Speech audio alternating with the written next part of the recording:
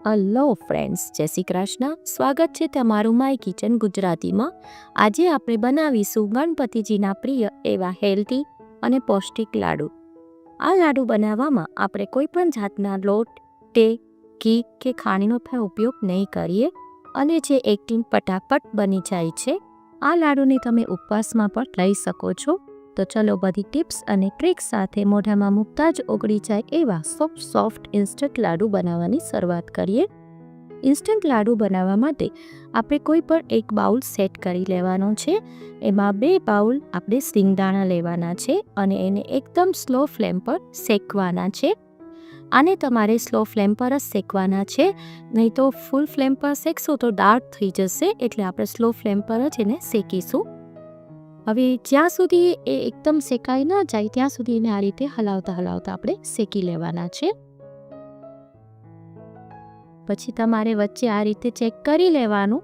જો એનું ફોતરું easily remove થઈ જાય એટલે સિંગદાણા આપણા શેકાઈ ગયા છે. જો સિંગદાણા સરસ શેકાઈ ગયા છે, હવે આપણે ગેસની ફ્લેમ બંધ કરી દઈશું અને આ સિંગદાણા છે એને એક પ્લેટમાં લઈ લઈશું અને સિંગદાણાને આપણે એકદમ ઠંડા થવા દેવાના છે. જો આ ટાઈપના એકદમ બ્રાઉન જ શેકવાના છે, એના ઉપર બ્લેક સ્પોટ ના આવવો જોઈએ, એ રીતે આપણે એને શેકીશું. એટલે ટેસ્ટમાં બહુ ફાઇન બનશે. હવે જો આ રીતે એને એકદમ હાથેથી મસળી અને એના ફોતરા બધા રિમૂવ કરી લેવાના છે. હવે જો બધા જ ફોતરા મેં કાઢી લીધા છે. જો આવા એકદમ વ્હાઈટ હશે એટલે તમારા લાડુનો ટેસ્ટ બહુ જ ફાઇન થશે. હવે આપણે એક મિક્સર જાર લઈશું. એમાં બધા સિંગદાણા જે ફોતરા ઉખાડેલા છે એ લઈ લેવાના છે. હવે એને આપણે મિક્સરમાં પીસવાના છે. હવે આને આપણે કોર્સ ગ્રાઇન્ડ કરવાના છે, એટલે કે મિક્સર ચાલુ બંધ કરી અને આપણે પીસીશું. અને કન્ટિન્યુઅસ મિક્સર હલાવીને ના પીસતા, એટલે આ રીતે આપણે કોર્સ ગ્રાઇન્ડ કરવાના છે. જો આ રીતે સરસ એનો ભૂકો થઈ ગયો છે. હવે એની અંદર આપણે પોણો બાઉલ દેશી ગોળ ઉમેરીશું. આમાં જે બાઉલના માપથી તમે સિંગદાણા લીધા છે એ જ બાઉલના માપથી તમારે બધી વસ્તુ લેવાની છે. મેં અહીંયા પૂરો બાઉલ ગોળ લીધો છે. તમારા ટેસ્ટ મુજબ તમે વધારે કે ઓછું કરી શકો છો. પછી પાછું એને આપણે એકવાર પીસવાનું છે. પછી એની અંદર આપણે 1 બાઉલ નાળિયેરનું ખમણ ઉમેરીશું અને અડધી ચમચી એલચી પાવડર ઉમેરીશું. પાછું આપણે મિક્સર જારમાં આને પીસી લેવાનું છે. એટલે મિક્સ જ કરવાનું છે ખાલી. જો આ રીતે મિક્સરમાં આપણે મિક્સ કરી લેશું એટલે આપણે હાથથી મહેનત ઓછી રહેશે. હવે એને બધું જ જે આપણે કરેલું છે એને આપણે એક બાઉલમાં લઈ લઈએ. જો આ રીતે મિક્સર જારમાં કરવાથી એમાં ઇઝીલી બાઇન્ડિંગ આવી જાય છે અને આપણી મહેનત પણ ઘણી ઘટી જાય છે. જો આ ટાઈપ આપણે બધું જ એક બાઉલમાં લઈ લેવાનું છે. હવે એને સરસ આપણે બાઇન્ડિંગ કરી લઈશું. સિંગદાણા અને કોકોનટમાં નેચરલ ઓઇલ હોય છે, જેથી અલગથી તેલ કે ઘી ઉમેરવાની જરૂર જ રહેતી નથી. જો આ રીતે ઇઝીલી બાઇન્ડિંગ થઈ જાય છે. આ રીતે આપણે બધું જ બરાબર મિક્સ કરી લઈશું. હવે એના આપણે લાડુ બનાવવાના છે.